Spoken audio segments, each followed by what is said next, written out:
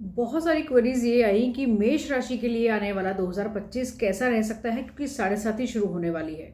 बहुत सारे वीडियोस देखकर कुछ लोगों को हुई टेंशन और उन्होंने पूछा कि आप भी अपना मत रखें कि 2025 मेष राशि या लग्न के लिए कैसा रह सकता है। जो मेरा खुद का जो प्रेडिक्शन है, जो जो मेरी स्टडी है, उसको आज आपके साथ इस वीडियो के माध्यम से साझा कर रही हूँ। उसको ज़रूर समझिएगा, क्योंकि शायद आप में से बहुत से लोगों को जो टेंशन है वो कुछ कम भी होगी। नमस्कार, जय श्री राम। बहुत स्वागत आप सभी का। मैं हूं एस्ट्रोलॉजर अपर्णा शर्मा आप सभी के साथ। और आज के इस वीडियो में बात करेंगे मेष लग्न की, जिसमें चर्चा होगी 2025 की।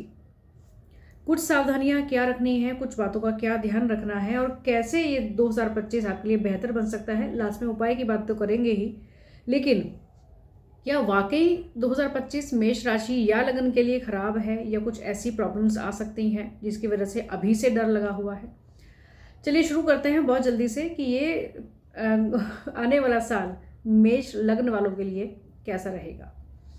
लग्न अगर आपको ना पता हो तो आपके कुंडली जो बर्थ चार्ट है आपका, उसको सामने रखें। जो सबसे पहला आपको ट्रायंगल नज़र आएगा, जो एक स्क्वायर शेप में आपको जो सबसे पहला जो भाव नज़र आएगा, जो हाउस नज़र आएगा, उसको आप देखें उसमें कौन सी राशि लिखी हुई है।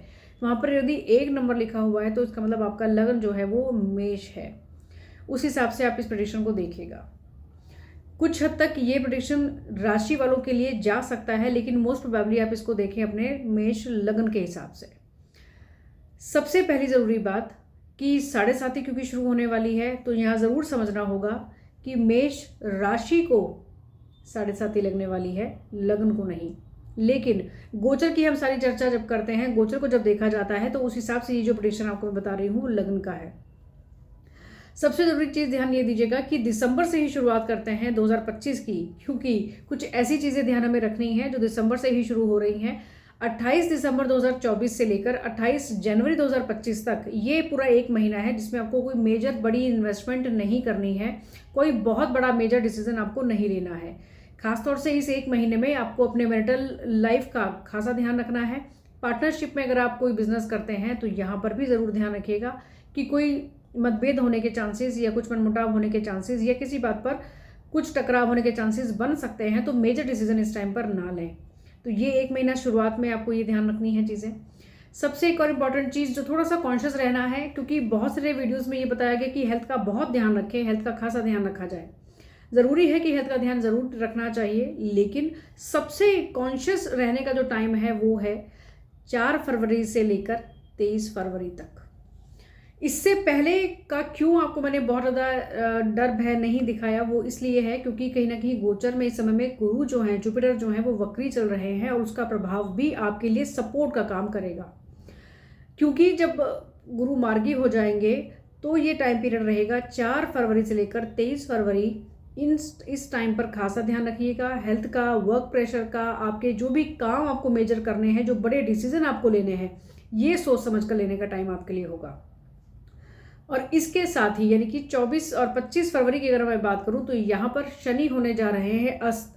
तो जो भी अगर कुछ चीज़ों का नेगेटिव इम्पैक्ट आपकी हेल्थ की बात करें, आपके वर्क प्रेशर की बात करें या किसी भी तरह के स्ट्रेस या एंजाइटी की बात करें, तो यहाँ पर ये चीज़ें थोड़ी सी कम होती हुई आप खुद ही महसूस कर लेंगे, क्योंकि शनि यहाँ पर अस्त हो चुके होंगे।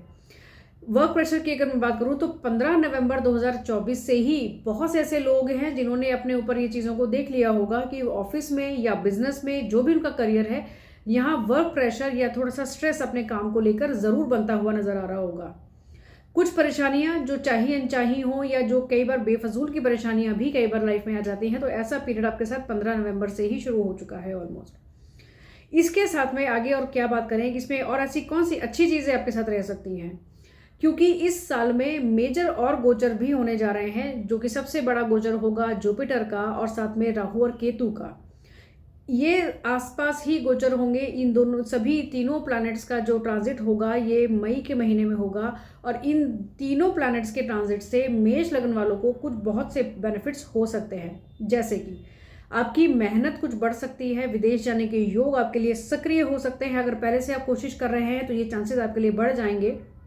मेहनत आप करेंगे लेकिन आपको भाग्य का साथ भी पूरा मिलेगा, बशर्ते कि आप थोड़े से सात्विक रहें, थोड़े से मांगलिक कार्य अपने घर में ज़रूर एक बार करवाएं।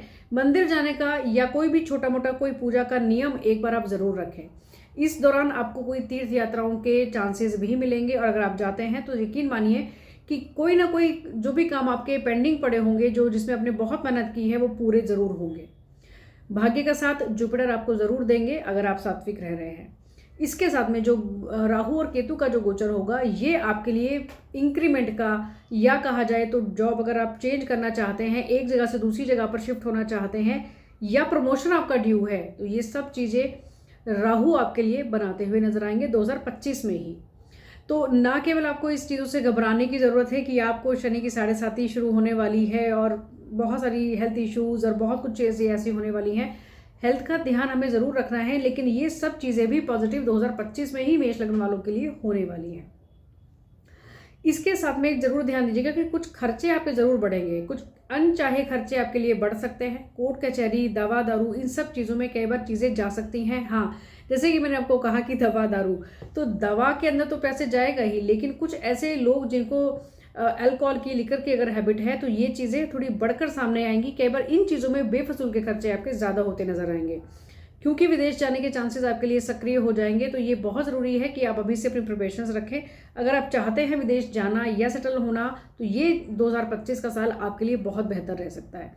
कुछ वीडियो में ये भी बताया गया कि मेष लगन, क्योंकि इस समय में मंगल गोचर में नीच राशि के चल रहे हैं, तो सारी कैपेबिलिटीज़ अपनी वो यूज़ नहीं कर पाएंगे। जितना एफर्ट्स वो करेंगे उतने काम उनके बन नहीं पाएंगे।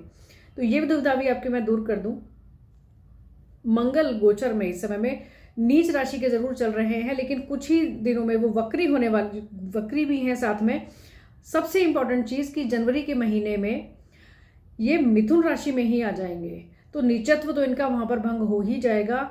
जो भी लोग इस बात से भी घबराए हुए हैं कि हम एफर्ट्स बहुत कर रहे हैं लेकिन हमारे काम पूरी तरह से बन नहीं पा रहे, जो कैपेबिलिटीज़ हैं हम उसको पूरी तरह से यूज़ नहीं कर पा रहे, तो इस चीज़ से भी आप बेफिक्र हो जाए, क्योंकि 16 जनवरी के बाद से ही कहीं ना कहीं आप अपने अंदर वो चीज़ें चेंज पाएंगे। जो जो भी आपकी कैपेबिलिटीज़ हैं उनको पूरी तरह से यूज़ आप ज़रूर कर पाएंगे। मंगल वक्री होकर मिथुन राशि में 1 से 1.5 महीना तक रहने वाले हैं, और यहाँ पर आपको कहीं ना कहीं परिवार की सपोर्ट, आपकी जो विल पावर है, इसको स्ट्रॉन्ग करेंगे। जो चीज़ जैसी चाहते हैं उस प्रकार से करने का पराक्रम, विल पावर स्ट्रॉन्ग आपकी ये ज़रूर करेंगे। तो इस चीज़ की भी टेंशन आपको लेने की ज़रूरत नहीं है। परिवार में कलह की स्थितियाँ बन सकती थी जब तक आपके मंगल नीच के होकर आपके चतुर्थ भाव में गोचर कर रहे थे, लेकिन जैसे ही ये वक्री हुए हैं इस प्रभाव को भी आप कम होता पाएंगे, और जैसे ही मिथुन राशि में जाएंगे तो इस चीज़ को पूरी तरह से खत्म होता हुआ भी देखेंगे। ये बात अलग है कि मंगल आपको प्रॉपर्टी के योग इस साल में अच्छे देने वाले हैं। तो अगर आप प्रॉपर्टी सर्च कर रहे हैं या आपका मन है तो अभी से अपनी तैयारी शुरू करिए, खोज भी शुरू कीजिए कि आपको कैसी, किस प्रकार की, कहाँ पर प्रॉपर्टी देखनी है। ऑफिशियल भी हो सकती है, कमर्शियल हो सकती है, या फिर वो रेजिडेंशियल तो हो ही सकती है। शनि की 7.5 क्योंकि शुरू हो जाएगी, इस चीज़ की बहुत बड़ी टेंशन है, लेकिन यहाँ पर एक चीज़ ज़रूर समझिएगा कि एक बार तो शनि यहाँ पर अस्त होंगे ही। दूसरी बात, जुलाई के महीने से नवंबर तक शनि महाराज वक्री हो जाएंगे। शनि महाराज का बार बार वक्री होना और मार्गी होना उन सभी राशियों के लिए बेनिफिशियल रहता है जिनकी ढैया या 7.5 चल रही होती है।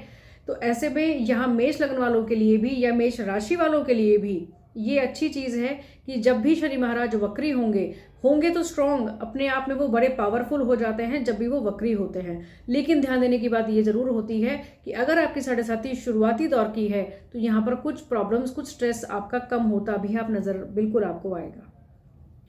तो कहा जाए तो कुछ परेशानियां लेकिन कुछ अच्छी चीज़ें भी मेष लग्न वालों के लिए इस 2025 में होने जा रही हैं। हर चीज़ की टेंशन लेने की आपको ज़रूरत नहीं है। हाँ, उपाय के तौर पर शनि महाराज के कुछ उपायों को आप ज़रूर करते रहें, क्योंकि 7.5 तो शुरू हो ही रही है, तो कुछ हर्डल्स, कुछ प्रॉब्लम्स, कुछ कामों में देरी तो ज़रूर कराएंगे। यहाँ बहुत इंपॉर्टेंट होगा, अगर आपकी कुंडली में शनि महाराज की स्थिति बेहतर है या यूँ कहा जाए कि कुछ कंपैरेटिवली ठीक है, क्योंकि 7.5 का जो बैड इफेक्ट होता है वो तो मिलेगा ही, लेकिन बहुत ज़्यादा प्रॉब्लम आपको नहीं होगी अगर कुंडली में पोजीशन ठीक है। इसके साथ में अगर आप छायादान करते रहते हैं, महीने में एक बार भी अगर आप छायादान कर देते हैं, यानी कि लोहे की कोई कटोरी ले लें जिसमें सरसों का तेल भरा हुआ हो, एक इसमें सिक्का डाल दें, कोई भी 1 या 2 का सिक्का आप डाल दें, और थोड़े से दाने आप उड़द की दाल के डालें, अपना चेहरा इसमें देखें, और किसी भी या तो जो डकौत होते हैं इनको या फिर शनि मंदिर में आप इसको रख सकते हैं। हर शनिवार की शाम को शनि मंदिर जाना अपने आप में शनि महाराज को प्रसन्न करने के लिए अच्छा उपाय होता है। इसके साथ में एक बहुत इंपॉर्टेंट चीज़, जो जटा वाला नारियल होता है, इसको आप लें और अपने सर से एंटी क्लॉकवाइज एवरी सैटरडे जितना हो सके आप इसको ज़रूर वारें। जब भी आपको ज़्यादा परेशानियां महसूस हों कि बिल्कुल एफर्ट्स करने के बावजूद भी आपके काम बिल्कुल नहीं बन पा रहे हैं, तो ये आप उपाय ज़रूर कर देखें और कमेंट सेक्शन में आपके रिव्यूज़ का इंतज़ार ज़रूर रहेगा। इस वीडियो को शेयर ज़रूर कीजिएगा, क्योंकि बहुत सारे ऐसे लोग जो कि बहुत टेंशन में अभी से ही हैं, उनके लिए एक राहत वाली चीज़ हो सकती है। क्योंकि शनि की 7.5 की बात ही केवल हम लोग वीडियोस में सुनते आ रहे हैं कि 7.5 शुरू हो रही है, बहुत सारी प्रॉब्लम्स क्रिएट होने वाली हैं, लेकिन शनि कब मार्गी हो रहे हैं, कब वक्री हो रहे हैं, कब अस्त हो रहे हैं, इस चीज़ों का विचार करना भी बेहद ज़रूरी है। तो ये आपके लिए कहीं ना कहीं अच्छी चीज़ है। बेशक से 7.5 शुरू हो रही है, लेकिन कुछ अच्छी चीज़ें भी 2025 में होंगी, जैसे कि जॉब में इंक्रीमेंट होना, ट्रांसफ़र होना, या फिर जॉब स्विच करना, या आपका प्रमोशन होना, लक का सपोर्ट आपको मिलना, बहुत सारे मांगलिक कार्यों का होना। तो अगले वीडियो में आपके साथ बात करेंगे वृषभ राशि की। इस वीडियो को शेयर जरूर कीजिएगा, जिससे बहुत सारे मेष लगन के जो लोग हैं उनको भी कुछ राहत मिल जाए। अभी के लिए आज्ञा दीजिए। नमस्कार। जय श्री राम।